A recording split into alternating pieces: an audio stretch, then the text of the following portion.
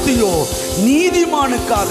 நீ நல்ல வஸ்திரங்களை தரிக்கவும் திருப்தியாய் சாப்பிடவும் இந்த உலகத்தின் வியாபார லாபங்கள் உன்னை வந்து சேரும்.